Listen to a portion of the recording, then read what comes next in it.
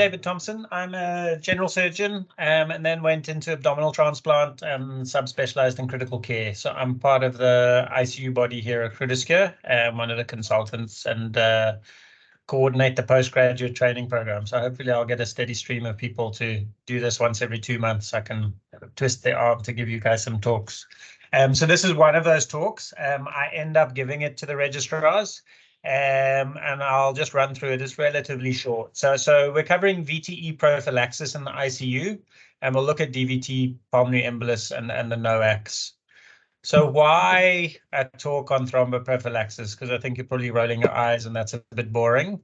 It's common, especially in the critically ill, and the incidence varies depending on how hard you look for it, right? If you really look hard in really small veins, you can find it at up to 100% in some studies. Average is about 40% as a problem across the literature, okay? We also know thromboprophylaxis works well. It's safe and effective. And if you want to go through, if you've written up thromboprophylaxis 7 times, you've prevented a DVT.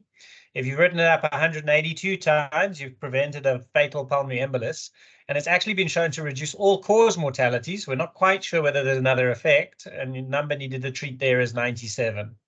And there's good evidence-based guidelines on when we should be using it, okay? But we're not very good at giving a medicine that works for some reason.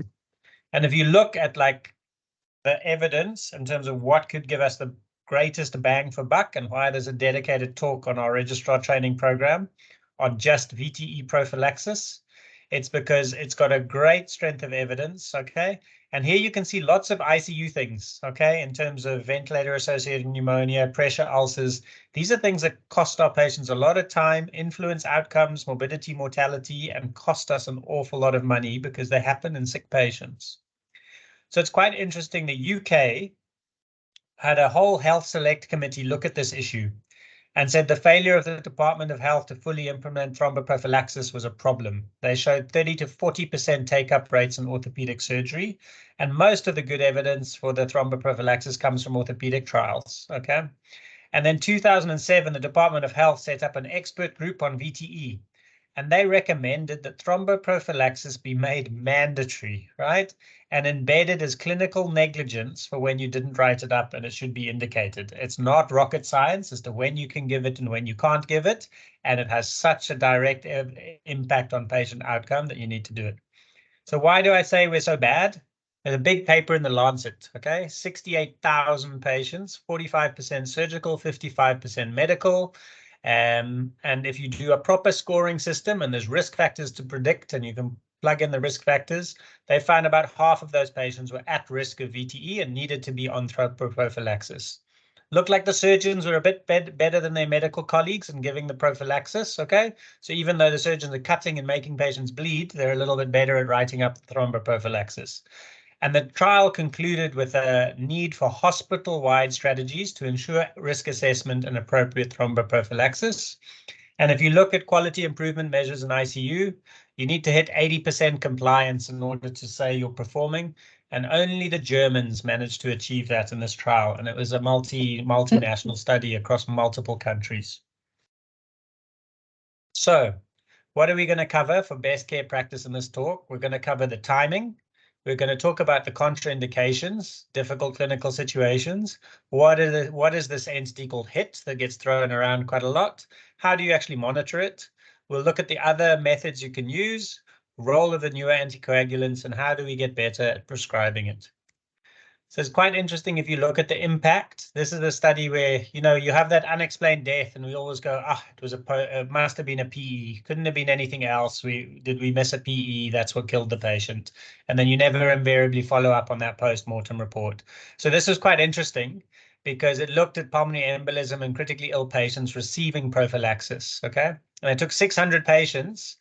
And the doctors said clinically a PE in 33, right?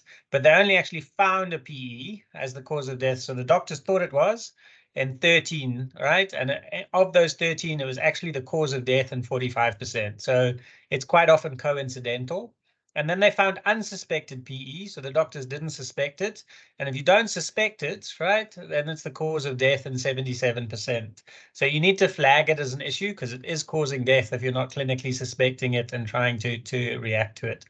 And they found abdominal surgery, septic shock, and acute renal failure were associated with a misdiagnosis. And you'll see this come through in another study where you get distracted by other things in ICU and you forget the fundamental basics.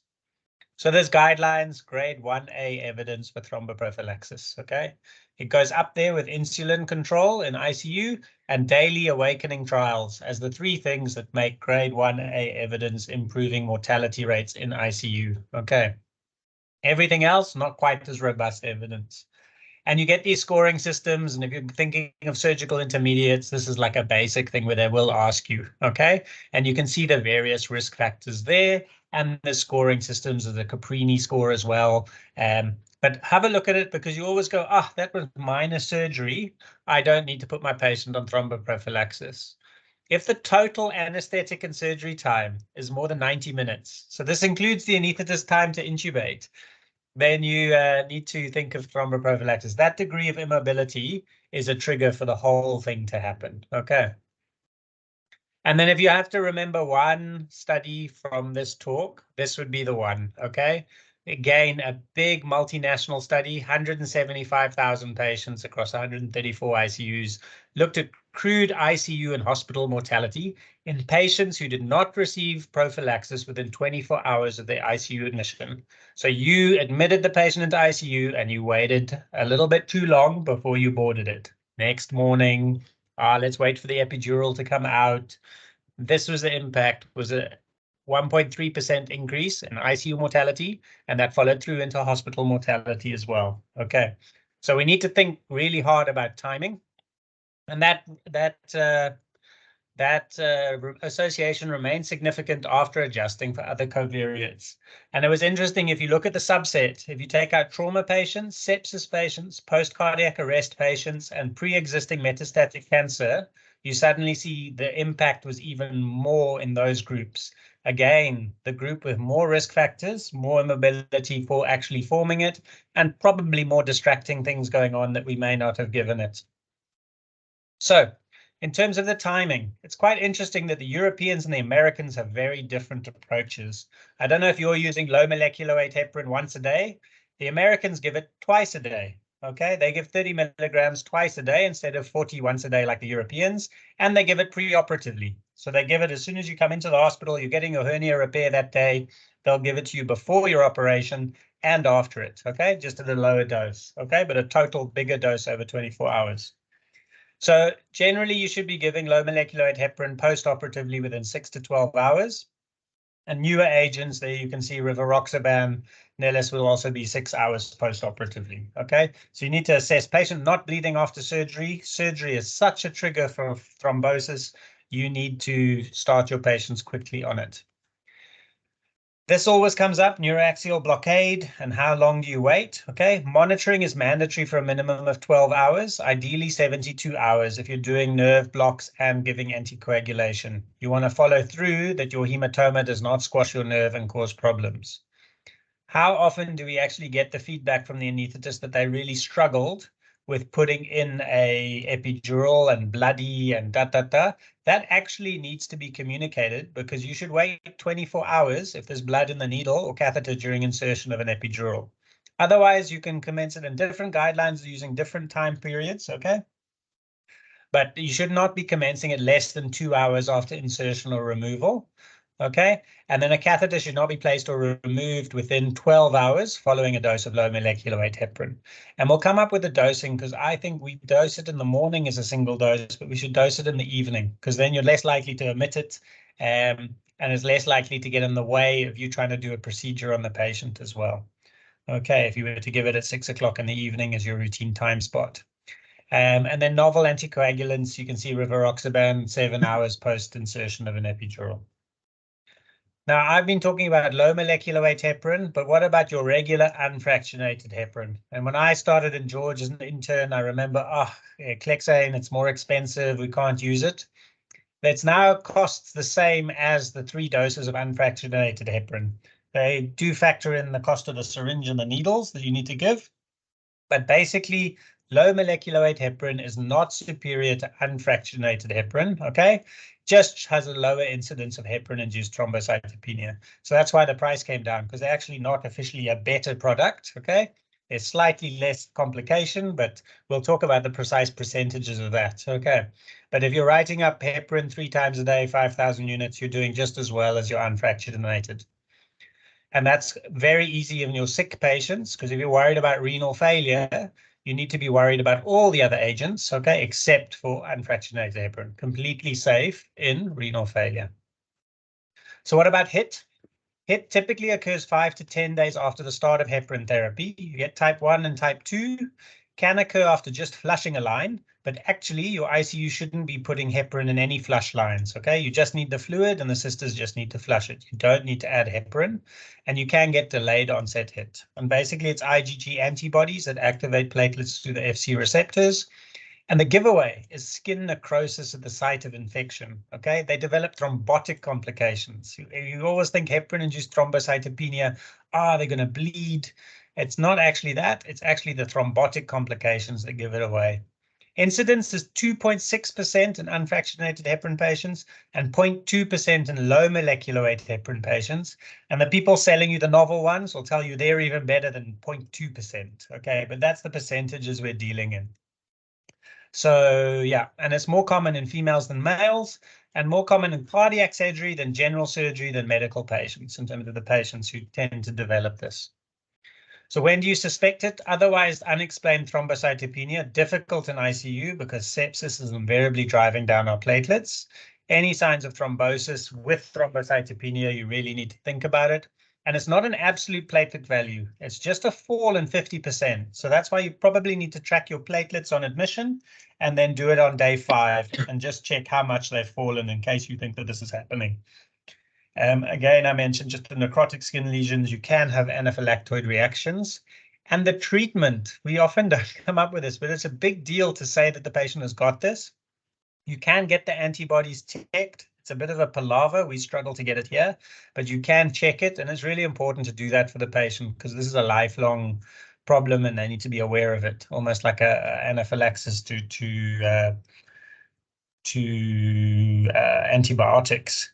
Yeah, because remember that if they come back into the hospital again and they're immobile, they're very likely to be re-exposed to it.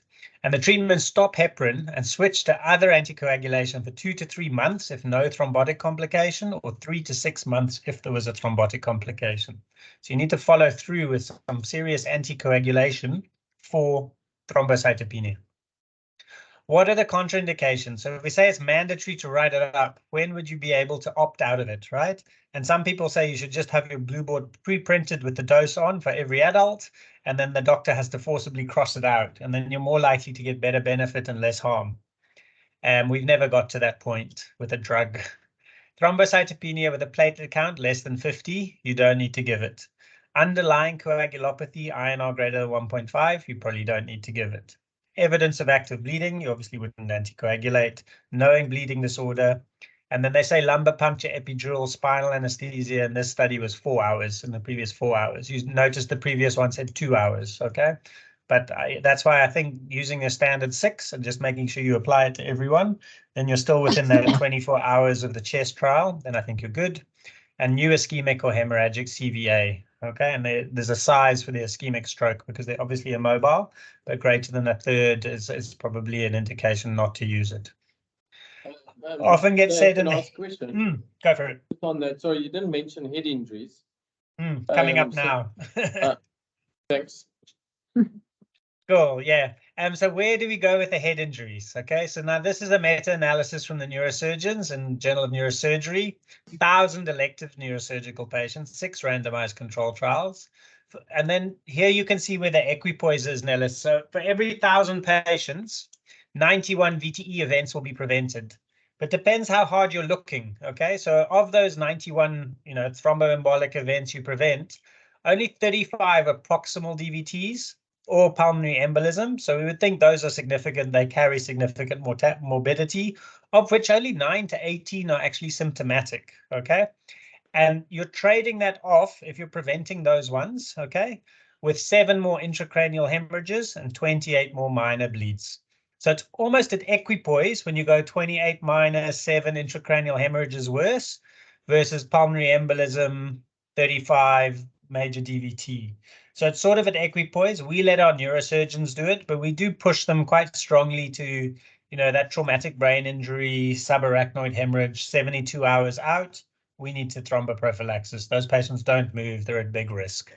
So that's where we are. So you basically push for 72 hours post. Yeah, if there's nothing major bleeding, then I would do it. If it's like a subarachnoid that's been coiled or something else, or evidence of a hematoma that may be subdural or something else, then we might wait a little bit longer. Yeah, and we defer to the neurosurgeons based on this and let them decide. I mean, you're kind of trading it for something you actively do, then passively comes along. So, that's where the trade-off is. But we do push at 72 hours. I would really come on, that CT scan wasn't so bad. This patient is still not moving up on their feet. We need to anticoagulate them. Sorry, Dave, is the same for strokes? So I would push them, but then for the hemorrhage, it is, I think it is still the same. I'm not sure. I haven't updated this for stroke guidelines. Those don't normally come through to our ICU, so I actually haven't included that here.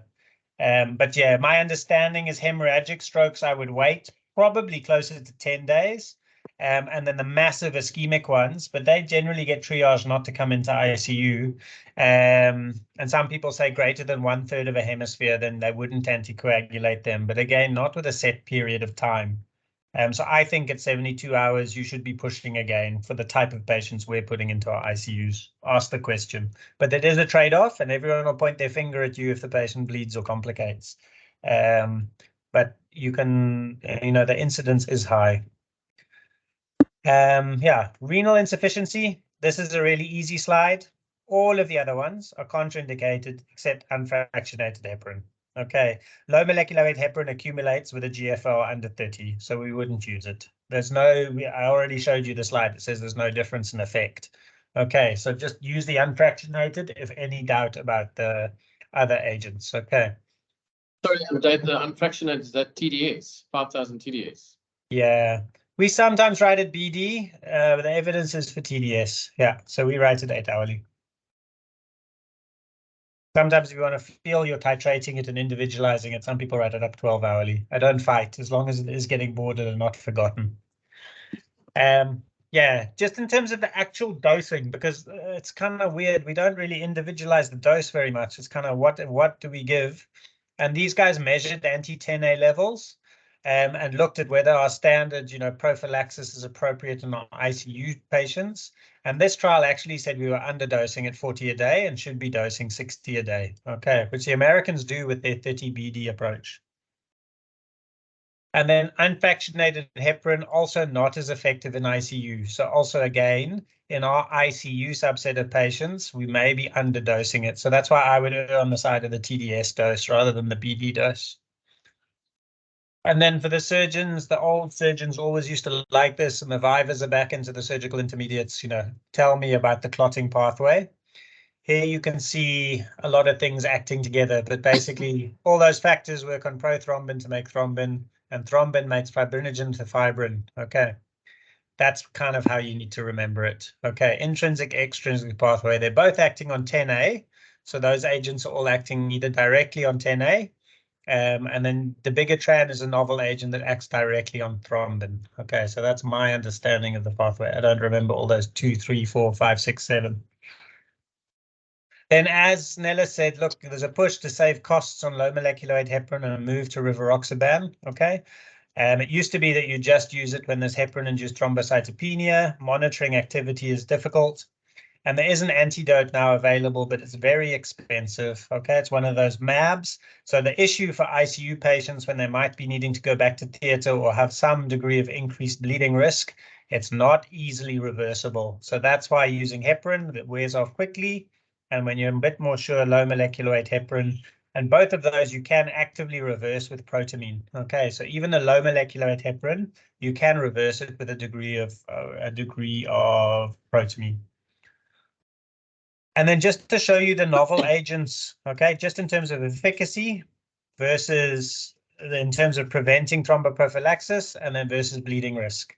And we're kind of at equipoise. So the rivaroxaban, the bigatran, apixaban, they're all there. You trade off a little bit more effectiveness in terms of VTE prophylaxis, and you get a little bit more bleeding. Okay, it's a direct trade-off, and they're kind of all sitting around there. Okay. And just in terms of the acute coronary syndrome, adding apixaban to, they noted this one. Oh, this is antiplatelets. Apixaban combined with antiplatelet therapy like clopidogrel, they said too much bleeding. Okay, so just be careful of the synergy effects if you're using other agents, like typically in the ACS type patients or your thrombolysis patients. I would just go to where the guidelines are because there is increased bleeding risk. So what do you do if the patient bleeds? Don't use if they've got bleeding. Discontinue the agent, transfuse, and then protamine is effective in neutralizing antithrombin activity, limited effect on 10A activity. 1 milligram of protamine sulfate reverses about 100 anti-10A units. We can monitor 10A here, but we send it to Red Cross Laboratory, so it is available in some of the private laboratories if you have to. We would want to target it in our morbidly obese ventilated patients, our pregnant patients. Those are the two subsets where we really don't quite know where our dosing is. So I would recommend measuring it in those patients, especially if they're going to have a protracted stay. But basically 40 milligrams of protamine reverses 40 milligrams of enoxaparin, and you can repeat it up to a maximum of 3 doses. And then there is, I need to update the slide, there is an antidote for that. I'm not sure how available it is in the state sector yet. Monitoring, I mentioned on initiation after day 5 to look for the hit.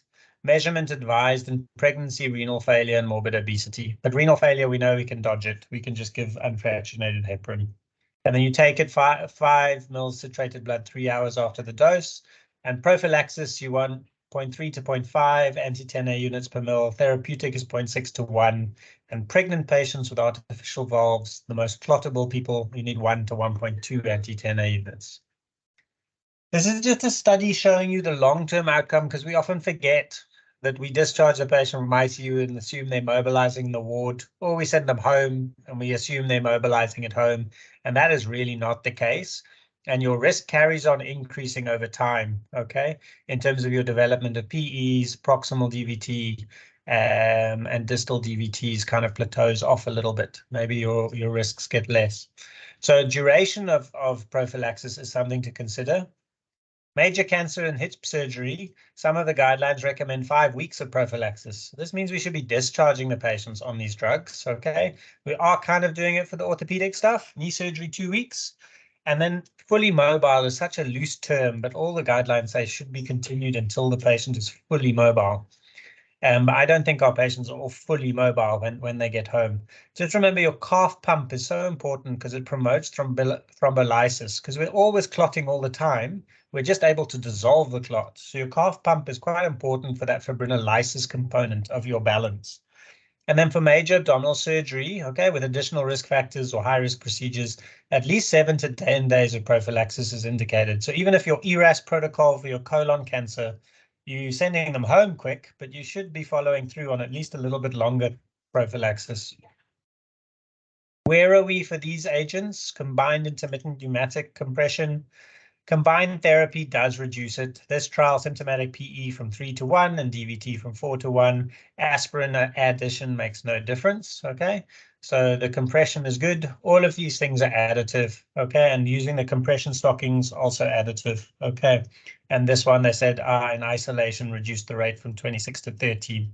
The percentage is all different because it depends on the trial how hard they were looking. And yeah, and then just it is actually synergistic with your thromboprophylaxis, your pharmacological one as well. So I think the question for us is then, you know, should we be buying pneumatic compression devices in the ICU and putting them on everyone? We can ask that on the the critical care forum. I would think yes. That's my short answer. That's for our patients here who are so, I mean, we've got 80% ventilated rate. I don't know what your ventilation rate is in your adult patients. Yeah, it's probably not. I mean, because remember, ours doubles up as a high care also. So I mean, you do have. You see, so for me, there's that dynamic that you've got going on. So whether in that setting you're okay with thromboprophylaxis only, are you putting stockings on everyone? So we're just getting prophylaxis. I don't know in the ward. They get stockings. Yeah. Orthopedic patients get stockings, but in ICU we're just giving low molecular weight heparin. So the question is then, I think we'll have to look at the cost, because I know they use the pneumatic compression in theatre, isn't it? Franco has a few devices. There are some in theatre. Yeah, but I'm not sure if they use them for. Not for the arthroplasty. Not for arthroplasty, not for hip replacement, but abdominal surgery use it for Bianca. Yeah. So maybe that patient then comes back. Maybe that should just be continued versus everyone. I don't know. Yeah, I think so. I think increase the visibility. It's something the nurses can do. It is effective and synergistic. And like you say, if you spent the money on putting the disposable on the patient, then you should follow through with giving them that, until they're at least mobile and going back to the ward to a degree. I think, yeah. Cool. It's all about the money. Yeah, but I've never costed it. I've never looked at the cost for it. Yeah. I'll look into that. Yeah, then people have looked at statins, okay, because statins are also meant to be pleiotropic on inflammation and coagulation, no reduction in the incidence of VTE. So statins are continue if you are on it, but actually adding them in the acute setting doesn't make that much of a difference. And then this is something else that got touted a lot earlier on, IVC filters, okay? The evidence is so sketchy here, okay? So I'm not a fan of this. They looked at the effect, low strength of evidence, number needed to treat was 109. Their role is in patients who have recurrent DVTs on therapeutic anticoagulation. Remember, you're putting something into the IVC that functions as a nidus to form clot itself. So it breaks off and goes up, and some of them are permanent, and you occlude the IVC. But that's a process in itself. So these are not the magic bullet, and you even get ones that you can deploy as central lines up the femoral line that you can withdraw yourself. So I'm not sold on these. They have a very limited place into where they can be used. Just in terms of risk assessment models, all patients must be assessed within 24 hours. Make that decision when you admit the patient into ICU. Opt-in. Right, this is opt-in, opt-out. It comes up for donation discussions, but actually they're saying like opt out and make sure ICU requires prophylaxis until you tick there's a contraindication to it. And some guidelines actually support that model. Just a quick word, I'm ending off now. Classification, DVTs, proximal or distal? It's proximal as soon as the popliteal vein is involved, okay? And proximal, much more likely to give you a PE and much more likely to give you a post-thrombotic syndrome. And this is what you need to flag acutely. And even the vascular surgeons, if you manage to pick up your DVT quickly on your admission, so within 3 days, the vascular surgeon pulling out that clot or lysing that clot reduces this post-thrombotic morbidity, which is quite extreme for these proximal DVTs, okay? They end up with chronic varicosities, permanently swollen, painful limbs. So it's just something to flag that if you do pick it up acutely, and we're fiddling with central lines there, doing different things, putting A lines in, just keep an eye on that because you can flag it. And if you have access to that, it's something to start to challenge the system that it hasn't normally been dealing with. Okay, and post-thrombotic syndrome is really important for why we anticoagulate so efficiently. DVT depends on your index of suspicion. D-dimer, high sensitivity, low specificity. So we don't do it in ICU. It's always going to be positive from something else. Depends how you diagnose it, the sensitivities. Your treatments to prevent propagation, PE, and post-thrombotic complications. That's why you're trying to treat it. You're not going to dissolve the clot. You're going to stop the complications from coming. You can do the catheter-directed thrombolysis to reduce that burden, recurrence, and the post-thrombotic syndrome, and you use it in acute iliofemoral DVTs. IVC filters need anticoagulation themselves. Pulmonary embolism, CTPA or VQ scanning. Treatment, thrombolytic therapy, hypotensive right ventricular dysfunction. The echo pickup of right ventricular strain without hypotension needing, inotropes. That's diagnosed a dime a dozen. and you actually, to undertake a thrombolytic invasive approach, you need to be hypotensive on inotropes. There's different approaches you can take, and then you need the anticoagulation afterwards. Practical guidelines. So you were alluding to massive P's there. So you just yes, yeah. That's massive. Yeah. Submassive, the MOPPA trial, there are a few other trials that came out that looked at half-dose thrombolysis, catheter-directed thrombolysis, but I think the indication for us is massive, submassive. Cardiovascular component. What did the MOPPA trial show, Nellis? Did it say there was a benefit? It actually showed a reduction in long-term pulmonary hypertension. I don't think there was a difference in the mortality, but it showed that it was safe. So treating them with half-dose thrombolysis versus nothing, and there was reduction in pulmonary hypertension long-term and morbidity, but I don't think there was a mortality difference. But yeah. Okay. I must update my slides. I'll speak to the pulmonologist here to see. I'm not aware of that being widely practiced yet. I haven't seen that come through. No, I don't think so. Yeah. Okay.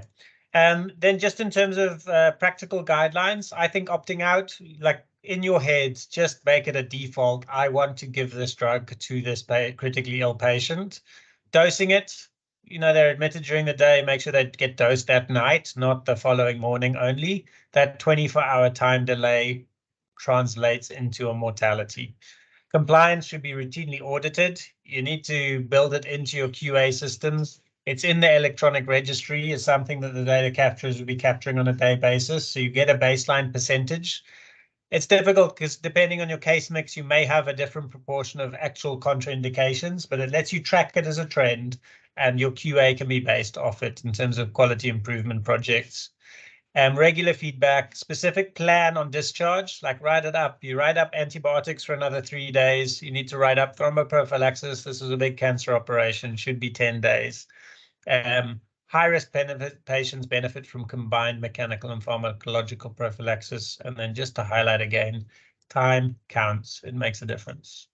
Cool. Any questions? Great, Dave. Thanks a lot.